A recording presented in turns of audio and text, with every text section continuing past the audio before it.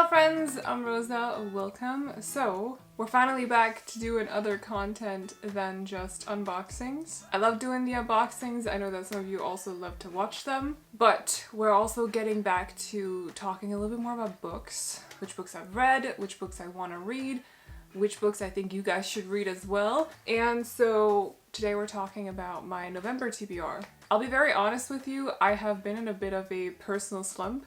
So haven't really read so much throughout September, at least like the last half of September and also October, but I'm kind of feeling like I read some of Aquamath the other day or like a couple of weeks ago, and it really put me in a better mood.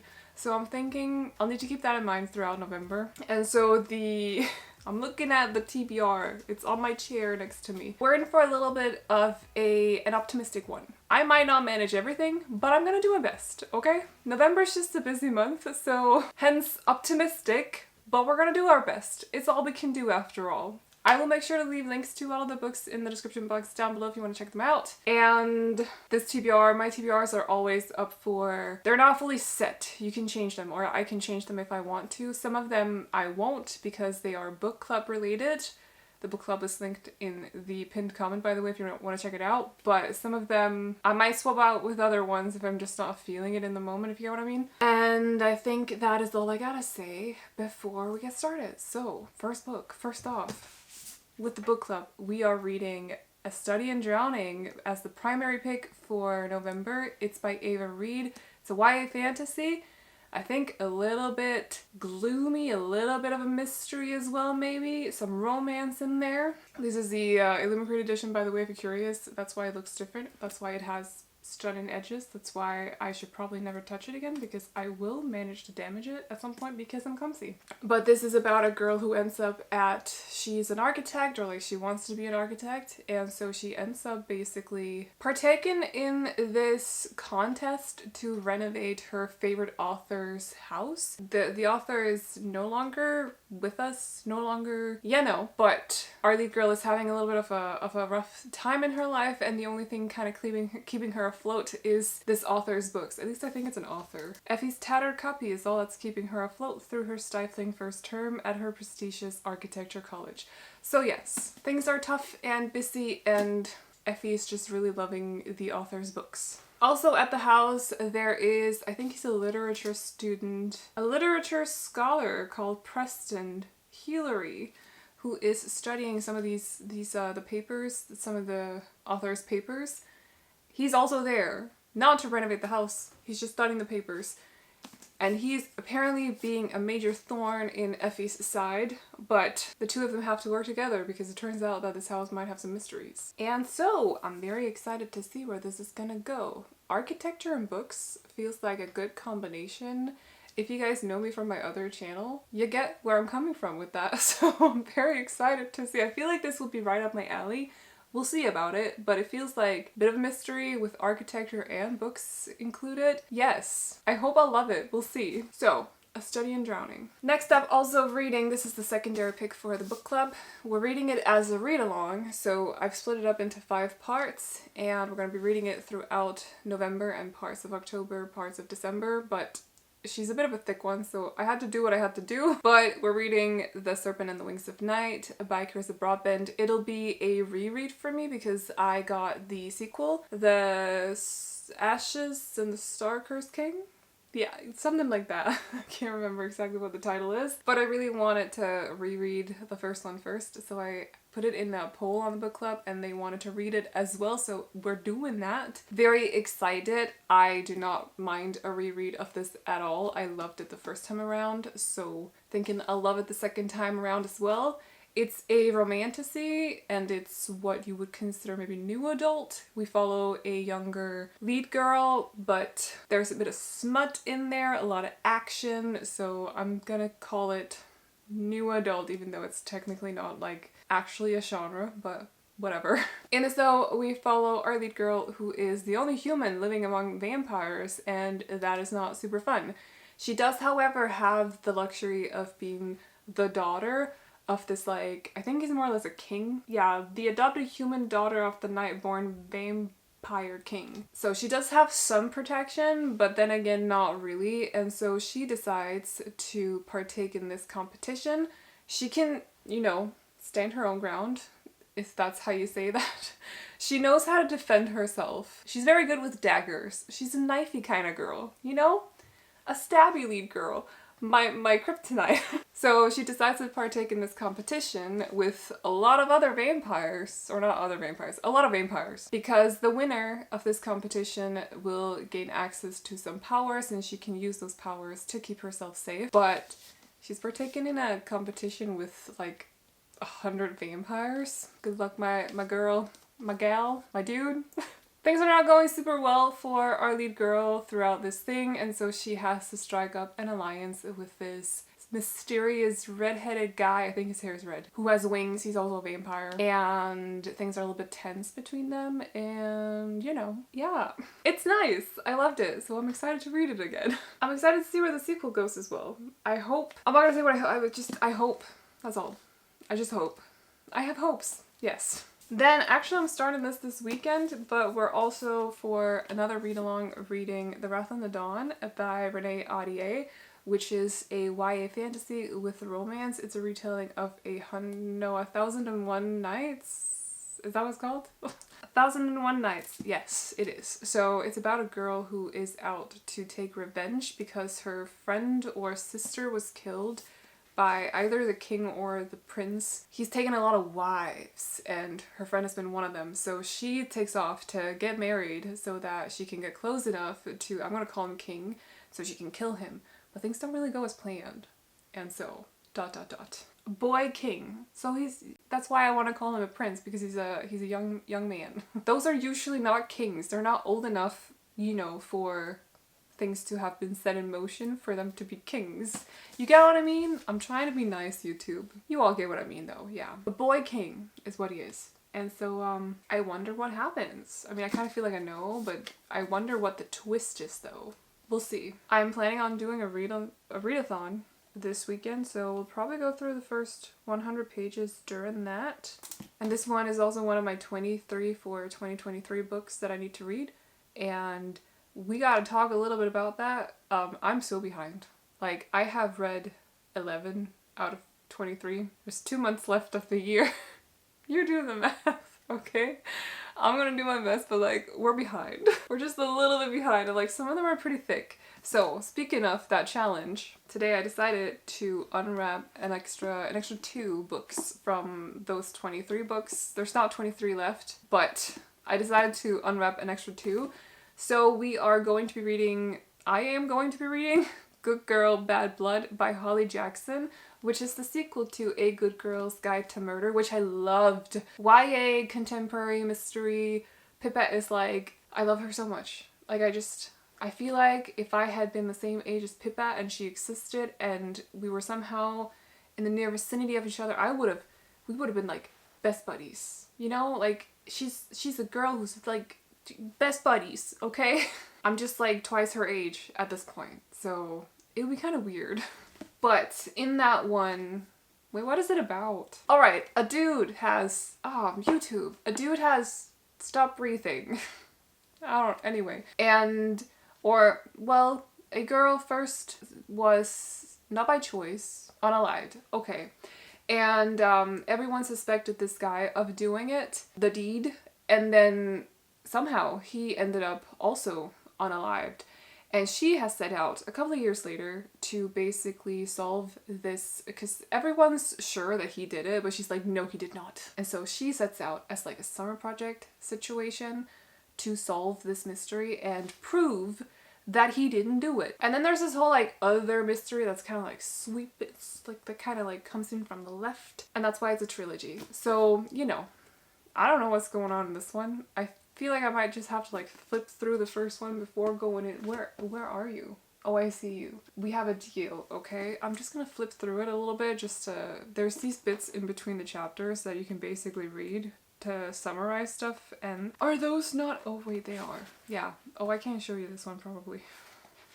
I want to show you one from the very start. And I think this is actually also being turned into either a series or a movie, which is pretty cool. I'm gonna binge it. I said that about Heartstopper season 2, but I've not had the time yet. There's these like text messages and interviews in between the chapters, so I'll probably just read those before going into this one, just like refresh my memory. But I'm very excited. Pippa is... we love Pippa. Okay. I like her so much. So we'll see. Then I also have another one from those 23 books for 2023. It is Nevernight by J. Kristoff, also unwrapped today, which I'm very excited for, but also very nervous for. I have all 3 as hardbacks, so I better like this one. but we'll see. All I know about this is that there's a girl who's going to this academy for like assassins or something, and there's a lot of blood in it. Probably a lot of swearing too. I don't think it's YA, I think it's adult, even though our lead girl is a bit on the younger side. But that doesn't necessarily, like a young protagonist doesn't necessarily mean that it's a YA book. In a land where 3 sons almost never set, a fledgling killer joins a school of assassins seeking vengeance against the powers that destroyed her family. Yes, so we're gonna get acquainted with Mia. I forgot what her last name is, but I know her name is Mia. She's also a stabby lead girl. My kryptonite. So yes, I hope that this will be great. I'll probably like it. I'm not gonna lie. But we'll see about it though. Very excited. I know that several of you have throughout the years as well told me that I need to read it. It's happening now. Yes, most definitely. And then I have 6 more books, I think. Yes, but the last one of the 23 for 2023 that I've decided to put on this list is Kingdom of the Feared by Carrie Maniscalco, which is the 3rd one in the Kingdom of the Wicked trilogy, which I'll admit after I didn't not enjoy Kingdom of the Cursed. I just, thinking back on it, might have been a little bit more disappointed than I realized at first. Like, I was so excited to read that book, and after reading that one, I'm actually not super excited to read this one. It's more like, I have it, I can finish the trilogy, like that sort of situation, if you get what I mean. I feel like certain things were promised for the sequel that we didn't get, and now I've also kind of read not necessarily super positive things about this book, so I'm a little bit nervous going into it, but it's on my challenge. I gotta do it. It's also the last in a trilogy, like it's just, why not do it? Get over those commitment issues, Rosa, come on. But it's the 3rd one, so what I'm about to tell you does not necessarily have a lot to do with this book. But the first one, at least, is about our lead girl. I think her name is Amelia, and her twin sister has gone not missing. She stumbles upon her not alive body one day and then sets out to figure out what actually happened to her. So they're witches as well, which is an important thing to note. And so to get help to solve her unaliving, she gets in contact with this, how do you explain this? She makes a deal with one of the 7 princes of hell. More specifically, Wrath. That was the one I was like, what is his name? Wrath. She kind of tricks him into making a deal with her to help her. And you might be wondering, how is the teen girl able to trick one of the 7 princes of hell into a deal with her to help her? I don't really know. It's a whole thing. And there might be a romance between them as well. So this trilogy, I would still say is YA. I don't think it has crossed a line in the 2nd one to new adult. I don't know about this one. Just want to say. Like, I have no idea. There's a little bit more like steam in the sequel, so if that's not up your alley, just take that into consideration. I feel like sometimes when I talk about this, it sounds like that's all I'm focusing on when I read books, but it's mainly like to warn you guys, because I know that some of you don't like that.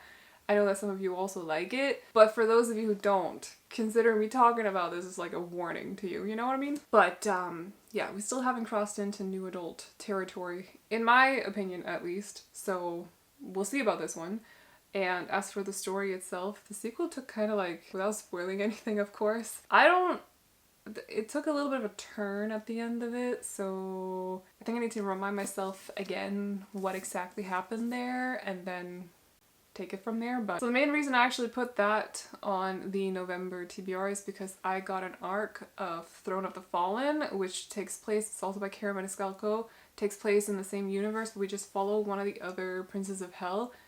Which one is it? I think it might be, is it Envy? Yeah, it's the Prince of Envy has never claimed to be a saint. And so it's about another girl not related to, as far as I know, not related to Emilia and her sister, but she strikes the devil, or a devil. She strikes the devil. Yes. She strikes a deal with the Prince of Envy, or you know what, yes, the Prince of Envy. And so I don't really know aside from that because I haven't really heard too much about it. I just decided to request it because I was like, oh, it's in the same universe, that's cool. And then I didn't really think too much about it. Sometimes I just request books on NetGalley because I'm like, I have heard that title before, and because I'm assuming that I won't get it because my feedback percentage is so low right now, and then they accept the request anyway, and I'm like, oh, well now I have 30 books to read. Like, why do they continue to can you just reject me a couple of times, please? So we're a little bit behind on arcs, and that's why I'm reading that one. It's also why I'm going to be reading If I Have to Be Haunted by Miranda Sun, which is, as far as I know, YA contemporary with some fantasy in there. This is the Fairy Loot edition, which is stunning. I love it. Look at those edges. Yes. Doesn't this have like super cute, like look at them, adorable. I will say though, I think this is mainly romance and YA romance at that, which is not necessarily my cup of tea, so that's why like I'm allowing myself, if I don't really vibe with it, to DNF it, but I'm not gonna sit in the mindset that, oh, I'm totally gonna DNF this when I start reading it. It's just YA contemporary romance has generally not really been my thing for at least like a couple of years or something. So we'll see, but it does have like a dash of fantasy in it. I was about to just like wing the synopsis, and then I realized that I'm pretty sure that I'm just gonna say the synopsis of more or less with some minor adjustments of what's it called? Cemetery Boys? So hold on a second. Our lead girl knows how to speak to ghosts, but she's busy with school, so she should not, because it takes a lot of time to speak to ghosts apparently. But then she finds the body of our lead guy, the very blonde dude that you saw on the cover, who has been super popular but is also very not alive anymore. He was also the golden boy of the high school. And he wants her to resurrect him. And how, you might ask? I don't know. So I guess we'll find out once I start reading it. If I get to that point. We'll see. We'll see how it goes. It's just, I have the arc and I want to know if I want to keep this book because she's stunning, but like if I don't like the book, it won't spark those feelings when I look at it, you get what I mean? So, and then we have 3 more, I think. I am finally going to be reading If We Were Villains by ML Rio. And yes, I am. This time I am. I feel like I have featured this in like 2 other TBRs and then just haven't actually read the book. I've just been sidetracked by other books. Sometimes that happens, but this month, November, I am definitely doing it. I will be reading this.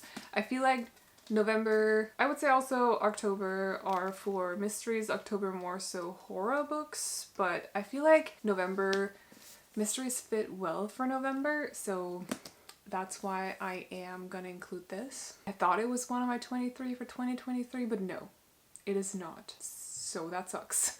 But I'm sticking to it anyway. And this is about a guy who is released from prison, but because he's been there for 10 years. After, there's a lot of talk about unaliving in this video, I just realized. Well, I guess it's just the vibe that we're in. I don't know. Anyway, is that a November thing? Like, I don't know. Maybe it just suits the month or something, but people come across a lot of not alive bodies in the books that I've chosen. I don't know, there's a theme going on. Anyway, but there was a group of theater kids back in the day, and one of them turned up not alive one day. And so our lead guy has been thrown into prison because of this, and then 10 years after he's released, and he is contacted or approached by one of the police detectives that were working on the case back in the day, because he's now like, I really want you to tell the story of what actually happened. And so he sits down and actually tells the story, as far as I have understood. So, but I'm pretty sure it's like a flashback situation. This is the anniversary edition, and it has these illustrations in between that I adore, that I feel like honestly all books should have, not to make them picture books, but like just to add a little bit of atmosphere, you get what I mean? It's just, I'm sorry for saying you get what I mean so much in my video today. I don't know why I keep doing that. Also, they stop after a couple of chapters. Do they? That sucks. Continue with the pictures. I want more pictures. I should go read a graphic novel or something. They continue at the end of it. Oh, that's interesting. Do I dare look? Is this gonna be a spoiler? I don't think that was a spoiler. I want to stop myself from going through all the drawings. But I'm very excited to read this. And I hope I love it, because it seems like a very well-loved book. Like, look at this as well. End pages. Okay, I gotta open it anyway. Just give me a moment. Don't break. Okay, look at the end pages. That's a vibe. All I'm saying right now is someone's gonna end up in that river. I feel like that's where we're going with this. Oh, there are people. People on the bridge. This is a mystery already. I'm excited for this. I'm very excited. So I hope I'll love it. Yes. Also, this book is apparently signed. Oh, it is. That's cool. Also, for some reason, I always thought Emil Rio was a recovering actor. I always thought it was a dude. I don't know. I don't know why. And then randomly one day, I found out it wasn't, and I'm like, mind blown. You know? But cool. Last of my physical books, we have The Things We've Unfinished by Rebecca Yarros. Wow. Which is a little bit hard to explain. But it's a romance, something about an unfinished manuscript. Yeah, an unfinished. So Georgia, her grandmother, was a romance author, and she finds the last one of her books, but it's not finished. And so she sends it off to someone, or like has to collaborate with someone to get this finished. And when she meets him, she's a little bit disappointed because she looks up to him because he's like massively popular author, but he just seems superficial AF. That's a bummer. Slowly though, things start to vibe, you get what I mean? And slowly they figure out where to go with this story, and also she gets to learn a little bit about grandmothers, such as her grandmother fell in love with some pilot during the Second World War. And I don't know what kind of... But are Georgia and Noah about to discover that not all love stories have a happy ending? I'm guessing yes, because I've been told that Rebecca Yarros does not write happy endings. So we'll see. That's fine. I can handle that. It's okay. I'm ready to get my heart broken. Okay, I'm ready to be heartbroken, she says. But we'll see. We'll see. I'm excited though. The last one I'm actually currently listening to. It's an audiobook. I am listening to Outlander, and all I'm gonna tell you, what is the author's name? Diana Gabaldon. Yes. This is very much not in my comfort zone. It is a historical fiction, but romance, but not like those historical fiction romances. There's a dash of fantasy in there as well, because a woman has been sent back in time 200 years in like 1945 to 1743, and she ends up in Scotland with all the clans, the fighting and all of that. And she's English, by the way, which does play a role in this. And so she ends up having to... Is this in the synopsis? I'm just gonna check quickly. She ends up linked to someone called Jamie. That's all I'm gonna say. There's a friendship turned something else as well. I swear, they had... I can't say this. I'm gonna say this in the wrap up. But this audiobook... So I think I've said multiple times, I am not good at listening to audiobooks. Like, I'm really not. I'm doing my best to get better at it. But for some reason, and this is stupid, you're allowed to call me stupid. It's fine. I'm calling myself stupid. It's all good. But apparently I thought it was a great idea on a whim, to jump into a 33-hour-long audiobook, which is only the first one in a series of 9 books. To top it off as well, I'm listening to these on Libby, and on Libby I think you have 21 days to listen to, or like to loan a book, audiobook, whatever you're loaning, and then it automatically is returned. If there's anyone in line, you can't just relearn or re-rent it. So I have like 9 days left to listen to another, say 17 hours, 18 hours, which doesn't sound like much, but it's a lot.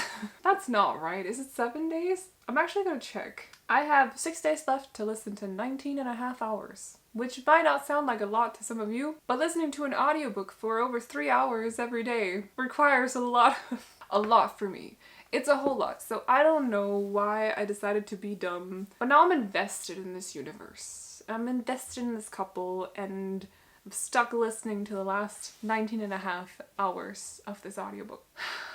I really gotta think things through sometimes, but it was there and I was like, all right, yeah, sure, why not? And then I just clicked on it and I started it, and now I'm stuck with... Do you know how long the sequel is? It's like 43 hours. Who does that? Why are these audiobooks so long? What the heck? Anyway, I'm listening to that and it's nice. It is. But there's also a lot of stuff that does that it's a little bit awkward to listen to, like outside of the house as well, if you get what I mean. And I feel like I have a pretty good poker face, but like sometimes you never know. You never know. So that is a thing. But yeah, the universe, the whole like book world vibe that we're in though is pretty cool. And as someone who's lived in Scotland as well, I enjoy, you know, it's fun to listen to. But it's just very, very long. There was like 2 hours as well the other day that I listened to it, and someone was coughing in the background of the audiobook non-stop. I think at some point someone else was listening to or like watching TV. I'm like sitting there getting a little bit distracted thinking, how is the narrator? Like, how is she recording this? Because like I can hear noise. Like, what's going on? And I start to imagine, what does her room look like? I don't know. Anyway, so that's the thing. Very entertaining though. I just only have 6 days left, which I only just realized now, so I should probably get back to it.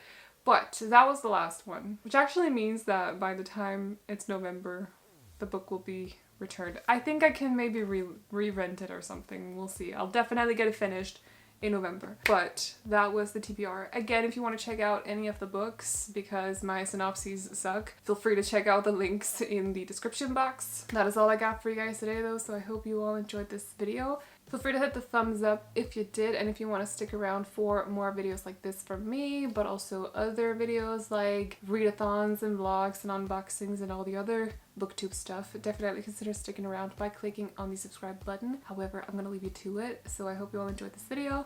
I'll see you all in the next one. Bye bye!